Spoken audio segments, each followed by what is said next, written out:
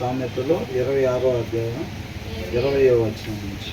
కట్టెలు లేని ఎడల అగ్ని ఆరిపోవు, కొండెగాడు లేని ఎడల జగడము చల్లాడు.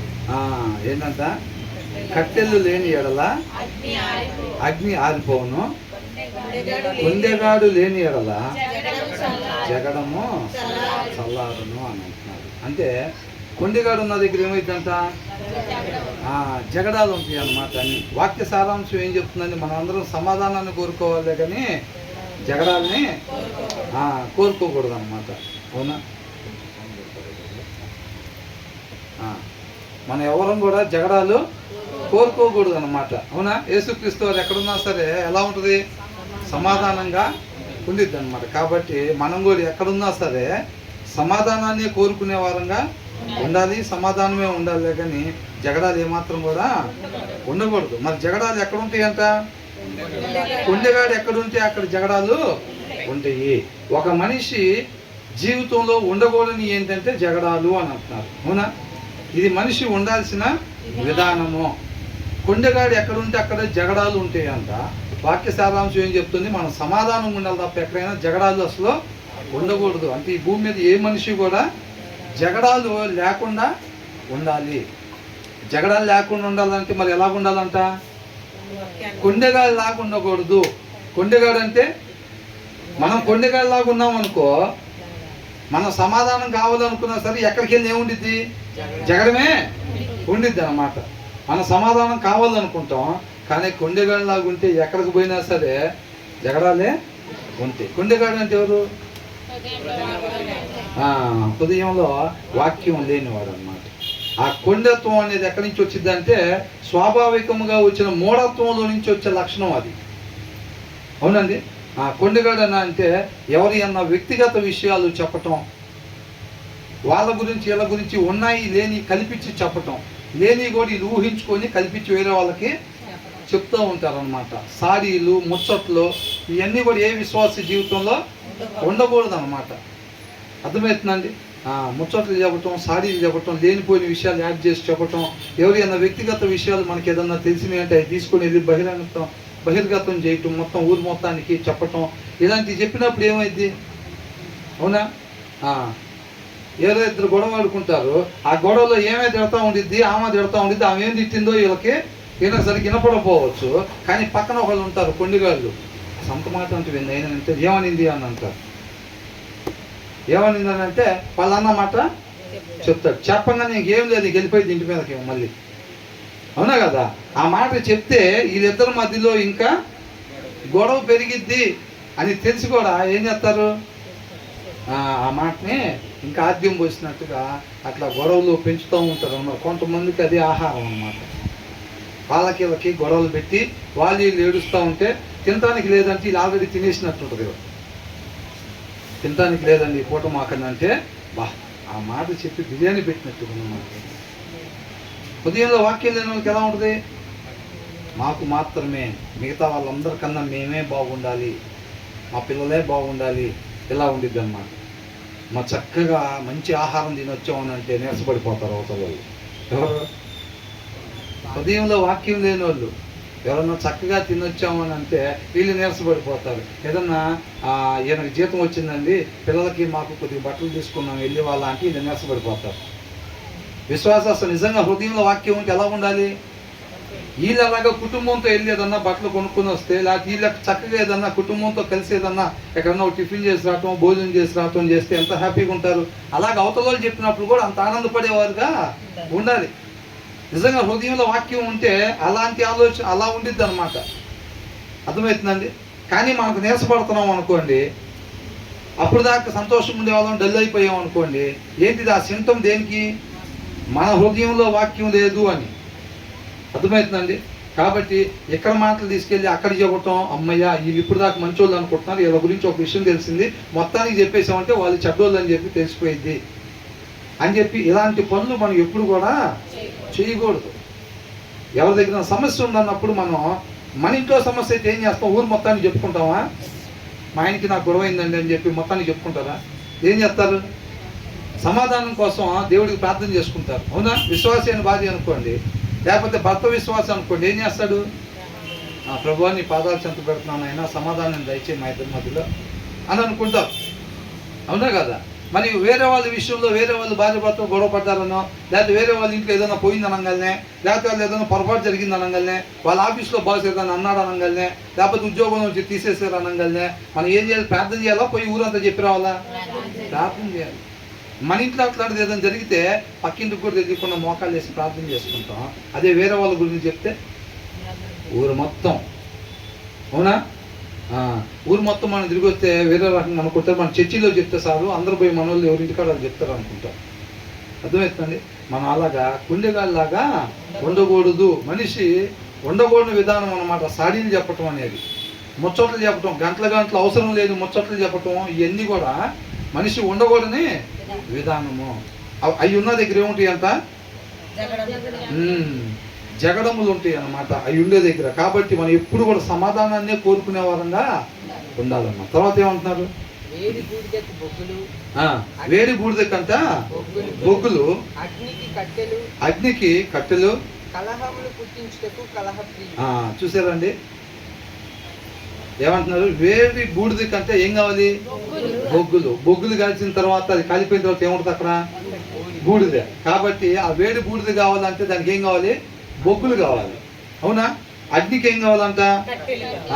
అగ్ని రావాలని అంటే కట్టెలు కావాలి కొన్ని. అవునా? దాని కింద ఇంకేమైనా రాశారు? కలహములు పుట్టించుటకు. అంటే మనిషి ఉండకూడనివి, మనిషి ఉండకూడని లక్షణం కలహాలు పెట్టడం. అర్థమవుతుందండి? కలహములు పుట్టించుటకంట ఏంటంట? కలహప్రియుడు. కలహప్రియుడు అని అంటే కలహాలని ఇష్టపడేవాడు. అర్థమవుతుందండి? క్వైరల్స్ని ఇష్టపడేవాళ్ళు, స్ట్రైఫ్ని ఇష్టపడేవాళ్ళు, గొడవల్ని.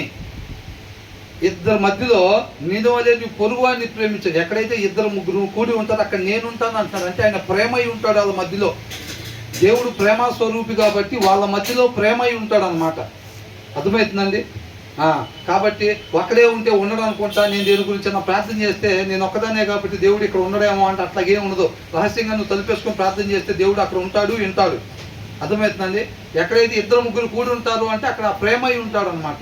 ఆ ప్రేమ చూపించాలంటే ఇంకొకరు కావాలి కదా, అవునా? కాబట్టి ఆ ప్లేస్లో ఏమై ఉంటాడు? ఆయన ప్రేమై ఉంటాడు అనమాట. కాబట్టి ఏం చేస్తాడంట? కలహప్రియుడు. కలహాలని ప్రేమించేవాడు, ఇష్టపడేవాడు. పొద్దుగుకు తగాదాలు పెట్టాలి, సమాధానం ఇష్టం ఉండదు.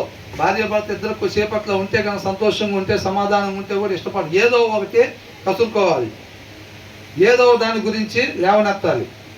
మొన్న ఏందైనా నువ్వు అట్లాను, మొన్న మీ అమ్మోళ్ళు వచ్చినప్పుడు ఏంది ఇట్లాగా ఇట్లాంటివన్నీ ఏదో ఒకటి అన్నమాట. ఎప్పుడు ఎనీ టైం ఏదో ఒకటి గ్యాపాలి ఇద్దరి మధ్యలో ఉంటా ఉండాలి. అదే అది ఎత్తితే లేనిపోయింది ఎందుకు? అది చిన్నగా చిరిగి గాలి ఓన్ అయింది.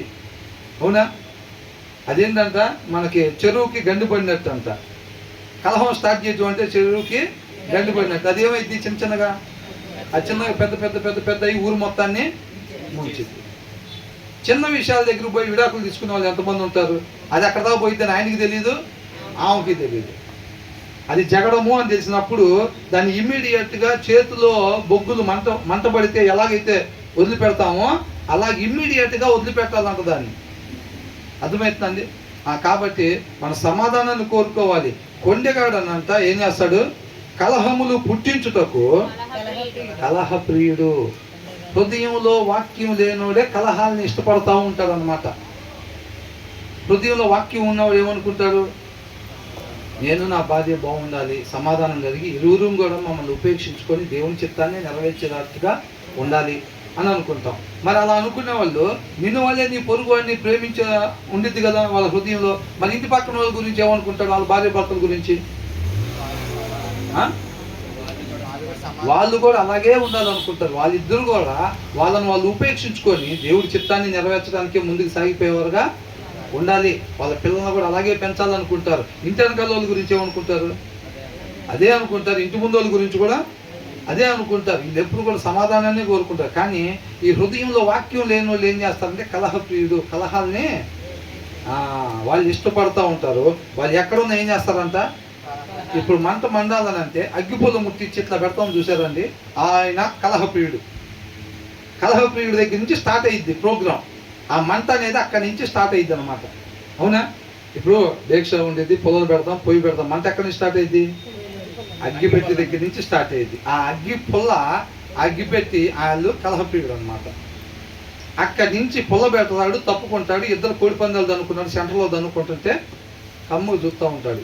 ఏమైందిరా అంటే, ఇదిరా విషయం, ఫస్ట్ ఇది అన్నాడు, వాడిది అన్నాడు. ఎందుకు దన్నాడు రా అంటే కారణం వీడు. అర్థమైందా? వాళ్ళిద్దరు దనుకుంటారు, వాళ్ళ అమ్మ నాన్నల దాకా వెళ్ళిద్ది, అది పెద్ద కుటుంబ తగాదాలకు దారి తీసిద్ది. పొల్ల పెట్టింది ఎవడు రా అంటే అక్కడ ఉంటాడు, హృదయంలో వాక్యం లేకుండా ఒకడు. అర్థమవుతుందండి?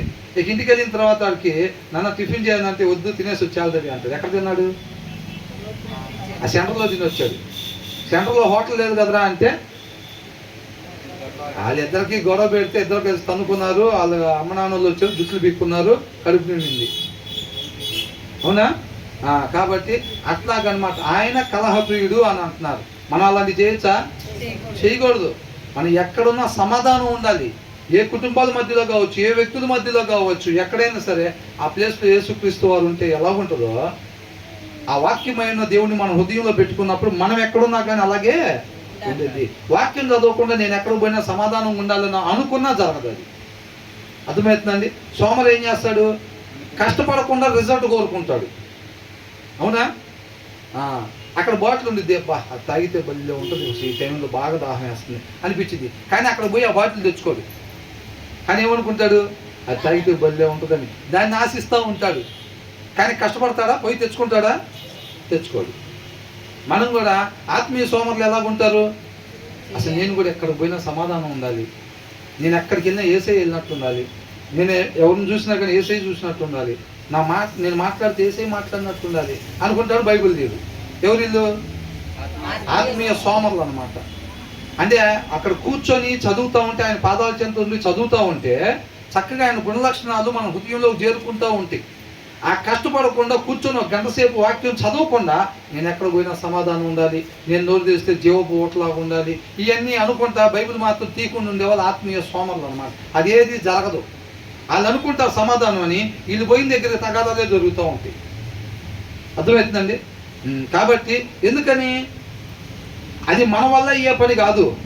ఆ సమాధానం అనేది మన వల్ల అయ్యే పని కాదు, అది వాక్యమై ఉన్న దేవుడి ద్వారా జరిగేది. అది ఎప్పుడైతే మనం గంటసేపు కూర్చొని చక్కగా శ్రద్ధ పెట్టి వాక్యం చదువుతామో, ఆ వాక్యమైన దేవుళ్ళ గుణలక్షణాలు మనలో వస్తాయి. కాబట్టి మనం ఎక్కడికి వెళ్ళి నోరు తెరిచినా సరే ఆ మాటలు వస్తాయి. ఆ ఏరియాలో సమాధానం నెలకొల్పబడిద్ది అనమాట. ఆయన చేయాలి సమాధానం. ఆ వాక్యమై ఉన్న దేవుడు సమాధానం ఏర్పరచాలి. అక్కడ వాక్యం చదవకుండా మనం అనుకుంటే ఆయన లేకుండా మనం ఒక్కలమే పోయినట్టు. అక్కడికి మనం సమాధానం ఏర్పరచడం మన వల్ల అయ్యే పని కాదు. అది ఎవరైనా సరే. అర్థమవుతుందండి? బాప్తిసం తీసుకోకపోయినా, తీసుకున్నా, పాస్టర్ గారైనా, పాస్టర్ గారి పిల్లలైనా, ఎవరైనా సరే వాళ్ళు కూడా వాక్యము చదివి వాక్యమైన దేవుని వాళ్ళ హృదయంలో పెట్టుకోకపోతే మాత్రం, వాక్యం ఎలా చెప్పమని వాక్యమైన దేవుడు చెప్తున్నాడో నేను అలాగనే ఉండాలి అనుకున్నా అది ఏది కూడా జరగదు.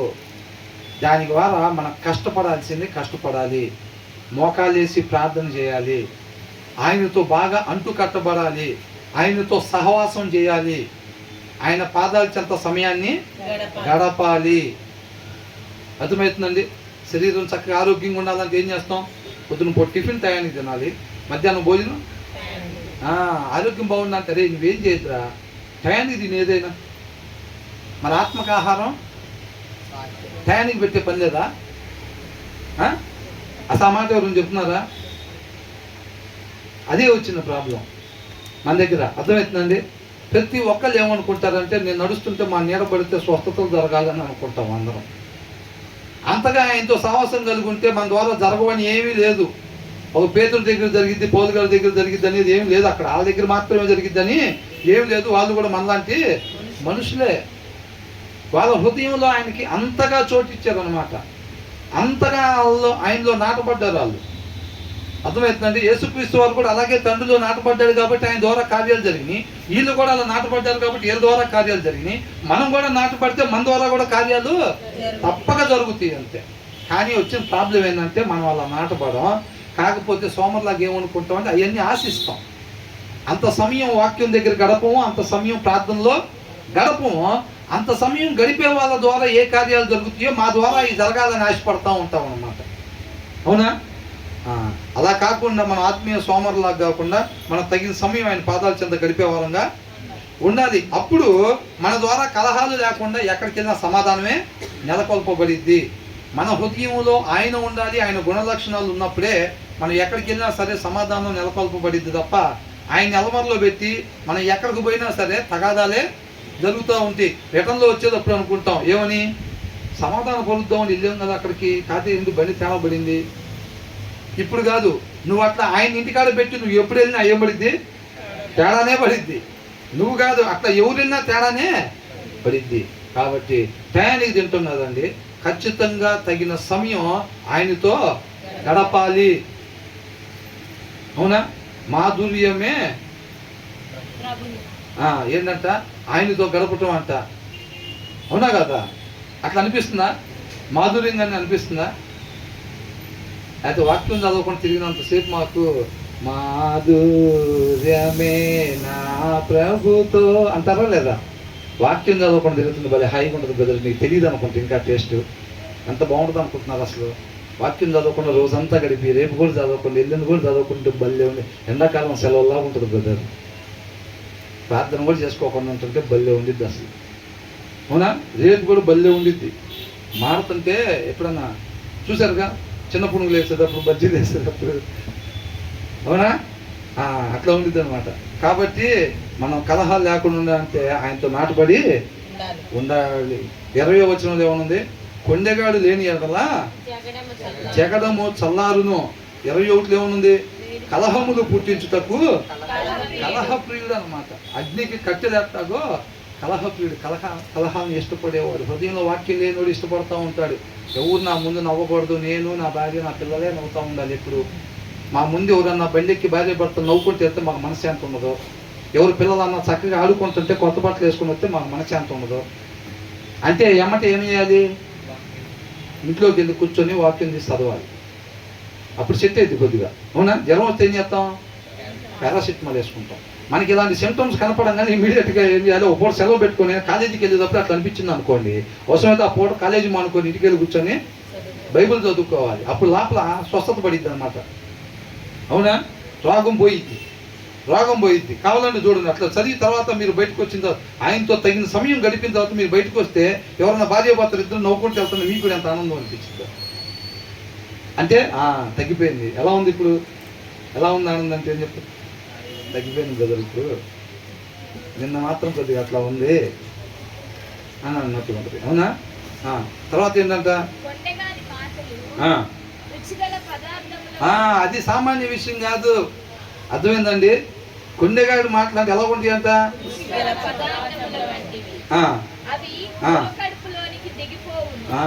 కొండెగాడి మాటలు మనం ఏంటని చెప్పుకున్నాను సేపు. నేను చెప్తుంటే నాకు కూడా తేలిగ్గానే ఉంది, వెంటంటే మీకు కూడా ఎలాగుంది? పైనుంచి గాలి తగులుతున్న బదులు బాగానే ఉంది మాకు కూడా. ముచ్చట్లు చెప్తుంటే, సాడీలు చెబుతుంటే పక్కకి వెళ్ళిపోవటం అంత తేలికైన పని కాదు అది. అర్థమవుతుందండి? ఎవరైనా ఇంటికి వెళ్ళామనుకోండి, మా బ్రదర్ ఒకసారి పాయసం చేసాం, ఒకసారి టేస్ట్ చూడండి ఎట్లా ఉందని స్పూన్తో కొద్దిగా అట్లా పెట్టారు అనుకోండి. స్పూన్తో పెట్టి మనకేం పెట్టకుండా లోపలే ఉంచుకున్నారు అనుకోండి, ఏమైంది? మనం 1 గంట, గంటన్నర, 2 గంటలు అక్కడ ఉండి వెళ్ళిపోయిన తర్వాత పాయసం ఒక స్పూన్తో అట్లా తినిపించారు కదా, తినంగా ఎలా ఉంటుంది? రుచిగా ఉండిద్ది బాగా. ఒకసారి వాళ్ళు బౌల్ వేసిస్తే తింటే బాగానే ఉంటుంది, సాటిస్ఫై అయిపోతాం. అట్లా ఏం కాకుండా కొద్దిగా టేస్ట్ చూడండి బ్రదర్, పాయసం చేసుకున్నాం, ఎలా ఉందో టేస్ట్ చూడండి, ఒక స్పూన్తో అట్లా పెట్టి ఇక తర్వాత బాగుంది బ్రదర్, సూపర్గా ఉందని అంటే థ్యాంక్ యూ బ్రదర్ అని చెప్పి లోపల పెట్టుకున్నారు అనుకోండి. సరే ఒక 2 గంటలు ఆగి మనం ఇంటికి వెళ్తాం కదా, అప్పుడు ఏం చేస్తాం చెప్పండి? ఖచ్చితంగా అది అయితే వెళ్ళే దారిలో ఎక్కడన్నా పాయసం అన్నా కొనుక్కొని వెళ్ళాలి. లేకపోతే దారిలో నుంచే ఇంట్లో నుంచి ఇక్కడ నుంచి బయటికి వెళ్ళాం కదా, ఇంటికి ఫోన్ చేసేమంటారు, పాయసం రెడీ చేయి వస్తున్నా అంటే ఏంది సడన్గా పాయసం అంటే ఎందుకోలే తినాలనిపించింది చెయ్యి. ఇదంతా చెప్పరు స్టోరీ అక్కడ. ఎందుకోలే తినాలనిపించింది చెయ్యి అని అనిపించింది. పాయసం తిన్నదాకా నెమ్మదపడం. అవునా కదా? ఎందుకని? వాళ్ళు ఆ స్పూన్తో మనకి టేస్ట్ చెప్పిపోతే పర్వాలా, పాయసం రోజు మనం బాము, మనకు ఆలోచన ఏం లేదు.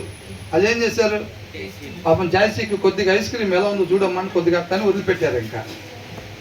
ఇంకేం లేదు, ఐస్ క్రీమ్ బండి ఆడ కనపడతాడు, అడగకుండా తీసుకొని తిందామనే పరిస్థితి అయిపోయింది. అవునా కదా? అట్లాగా అయిపోయింది, అవునా కదా? అప్పుడు వీళ్ళు ఎట్లా ఉంటుందంటే అది ఇంట్లో ఏమైంది అనుకుంటున్నావు అని అంటే, అదే వాక్య ప్రకారం వాళ్ళ ఇంట్లో విషయాలు మనం వినకూడదు ఎవరని చెప్పినా అని అనిపించింది. కానీ ఓ పక్కన ఇంతకేమైందో అసలు, ఇంతకేమైందో అసలు అది వినకూడదు వెళ్తావా, వాళ్ళ ఇంట్లో ఏమైంది అనుకుంటున్నావు రాత్రి అనగానే మనకెమ్మటే వాక్యం గుర్తొచ్చింది, అవునా? వాక్యం గుర్తొచ్చింది, అక్కడి నుంచి లేచి వెళ్ళిపోవాలి. కానీ అది ఎలా ఉంటుంది? రుచిగా ఉండిద్ది అంట. ఎలా ఉంటుంది అంట చూడండి. కొండెగాని మాటలు, కొండెగాడు మాటలు. కొండెగాడు అంటే హృదయంలో వాక్యం లేనివాడు, సాడీలు చెప్పేవాడు, ముచ్చట్లు చెప్పేవాడు, లేనిపోయి కల్పించి చెప్పేవాడు వాళ్ళ మీద. వాళ్ళకి ఏదో ఆరోగ్యం బాగా చర్చకి రాలేదండి, వీడు ఊహించుకుంటాడు ఏదో సినిమా పోయి ఉంటారేమో అని.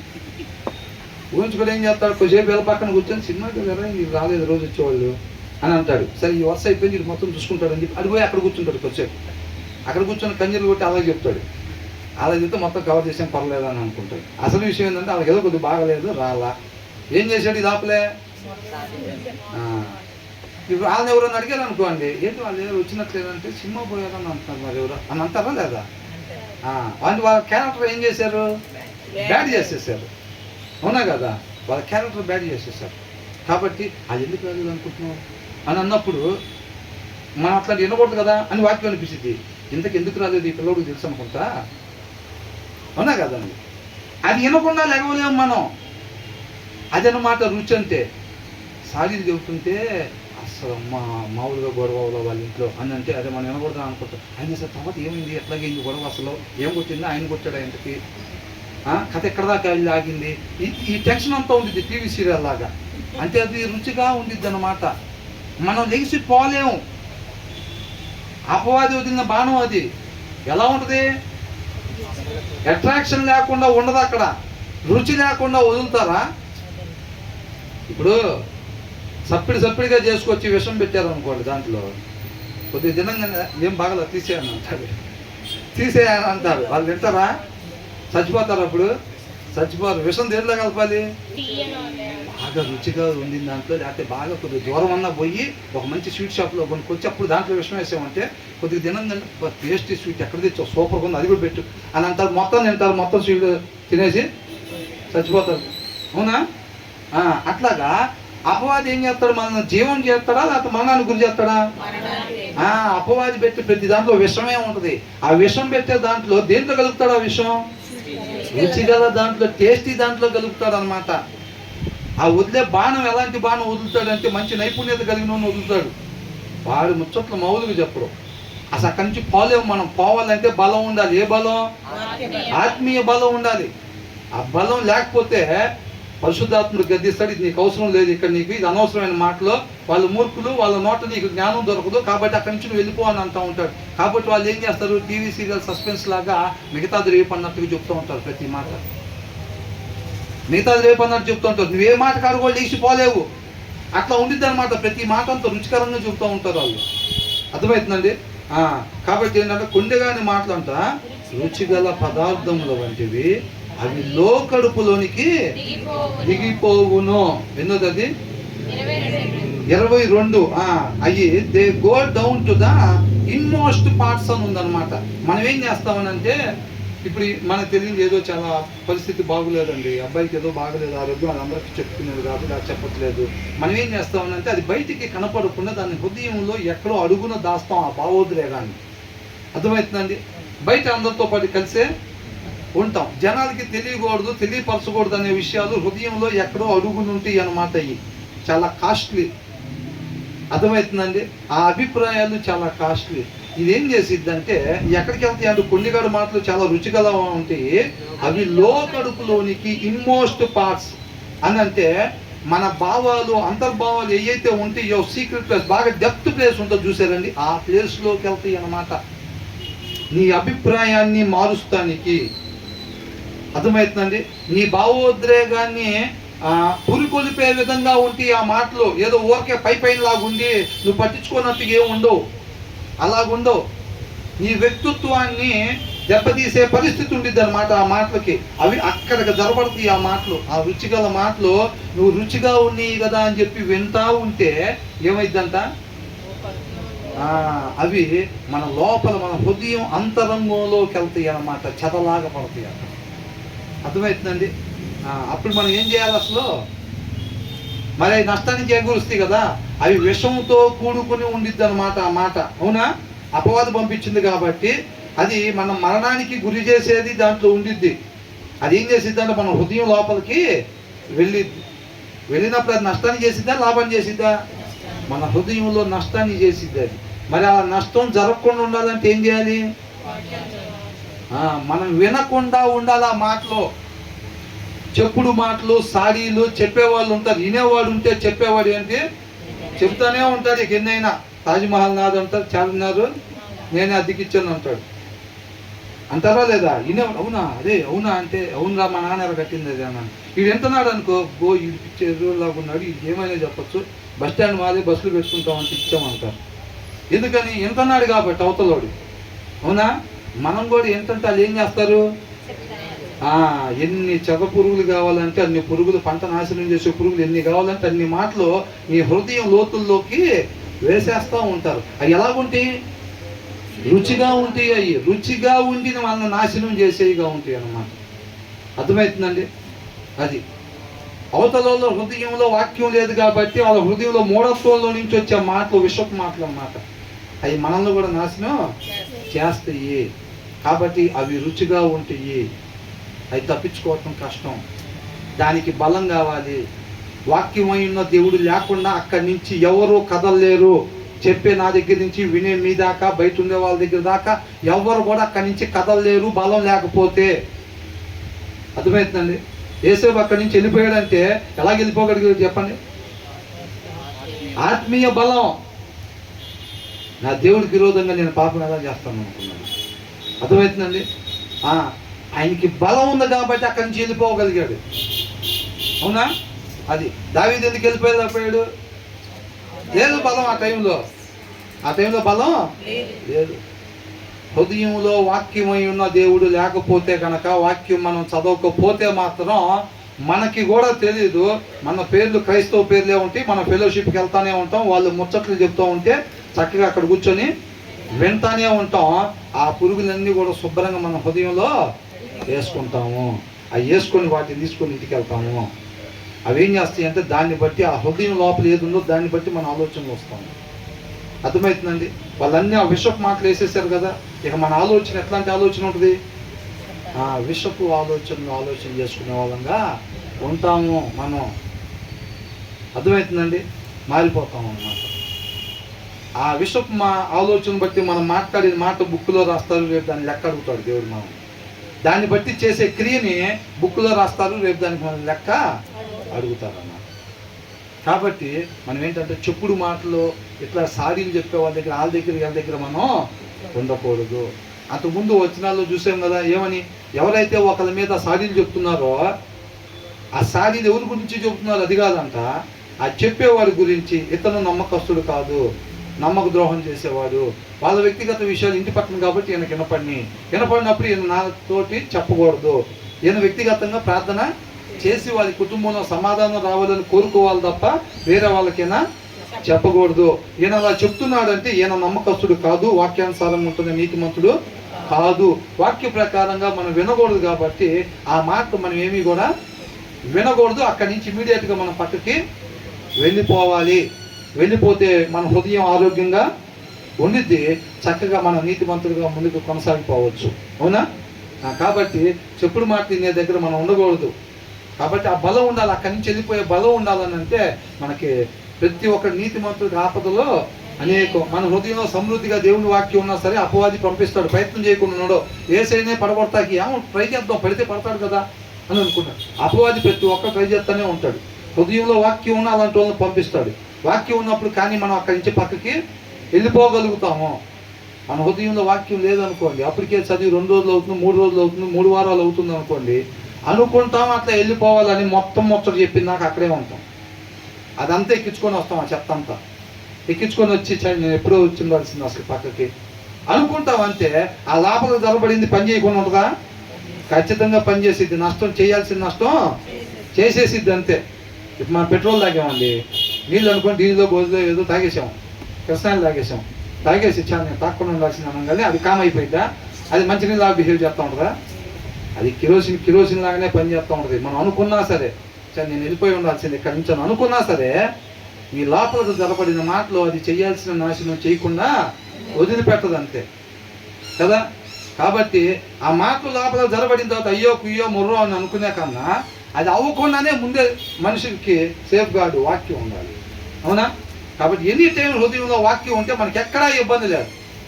అపవాది ఎక్కడ అటాక్ చేద్దాం అనుకున్నా, గేట్ దగ్గర అటాక్ చేద్దాం అనుకున్నా, బయట అటాక్ చేద్దాం అనుకున్నా, ఇంటి దగ్గర అటాక్ చేద్దాం అనుకున్నా, ఎక్కడ అటాక్ చేద్దాం అనుకున్నా హృదయంలో వాక్యం ఉండేది కాబట్టి ఎనీ టైం మనం సేఫ్. ఆయన మనకు ఆశ్రయ దుర్గంగా వాక్యమైన దేవుడు ఉంటాడు.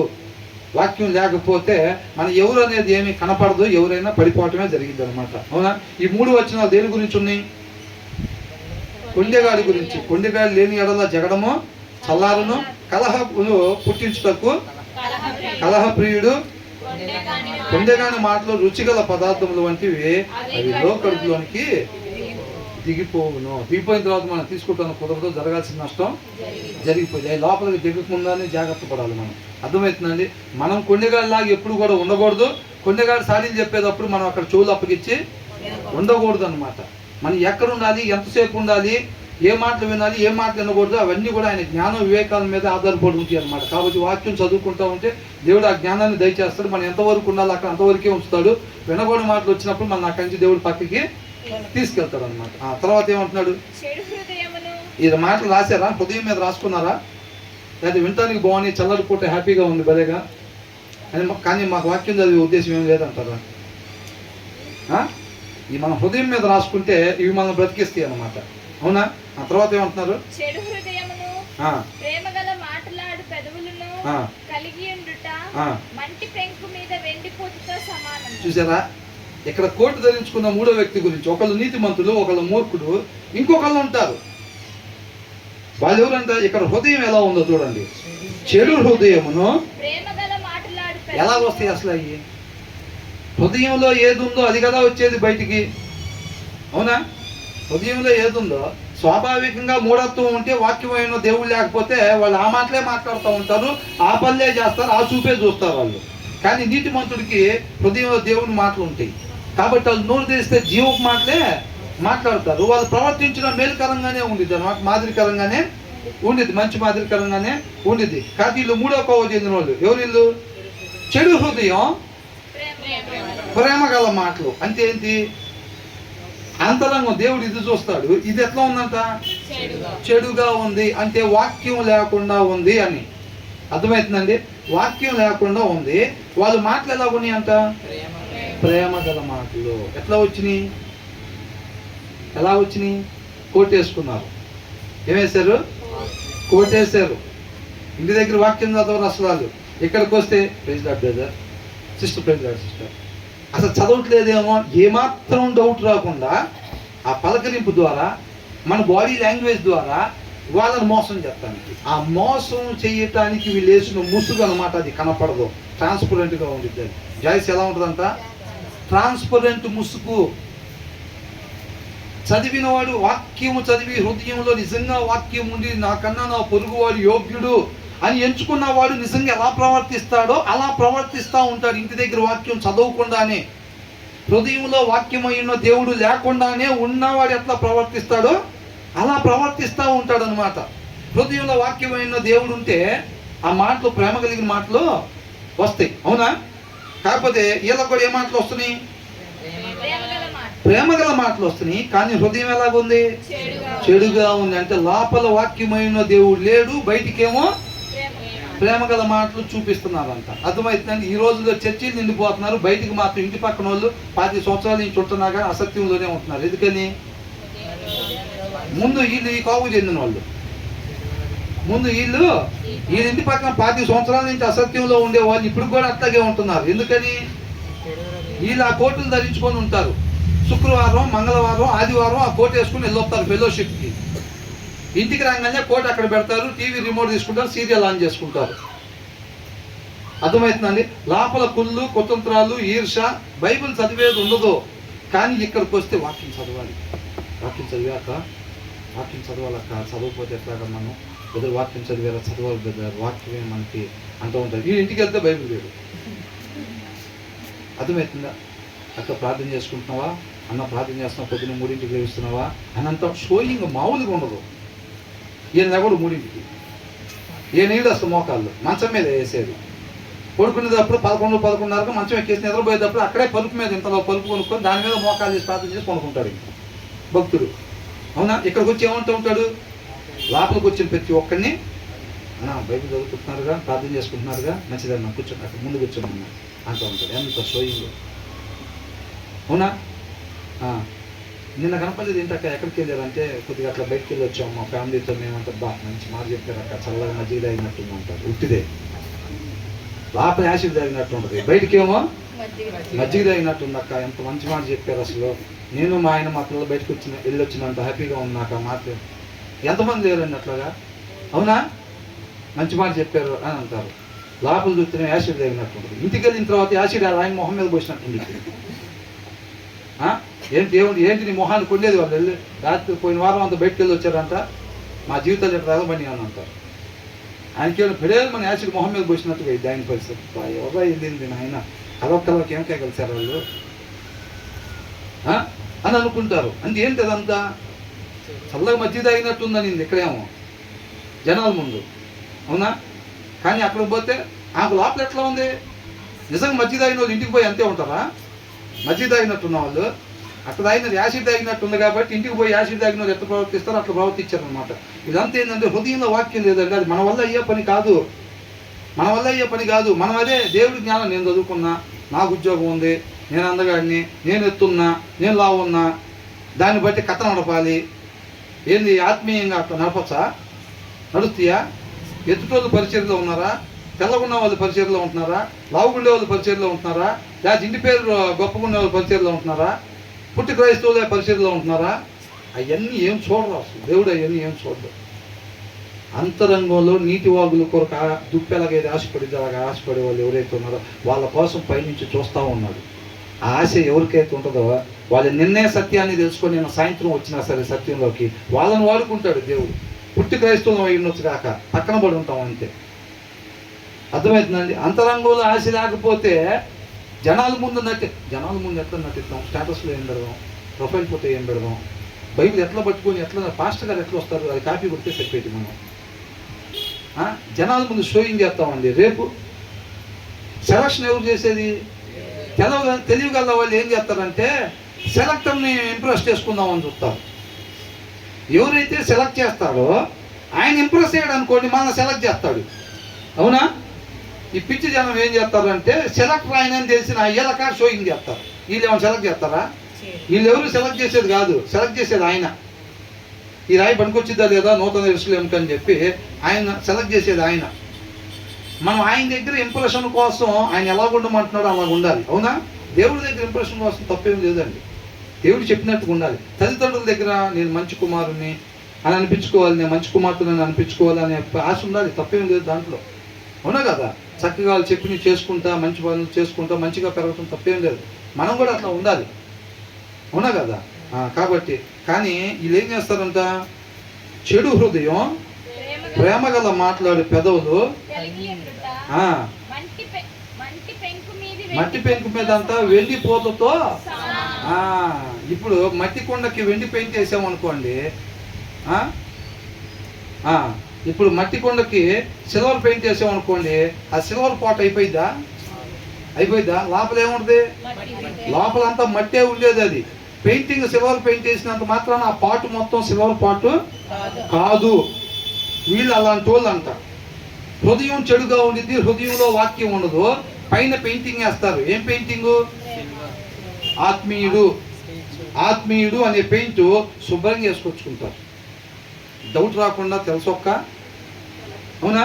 తెల్లసొక్క, కలదోడా, నల్ల ప్యాంటు, నల్ల బైబుల్, తెల్ల షర్టు, నల్ల బైబుల్ పక్కన దూకొని నీట్గా కమ్మగా వస్తాడు.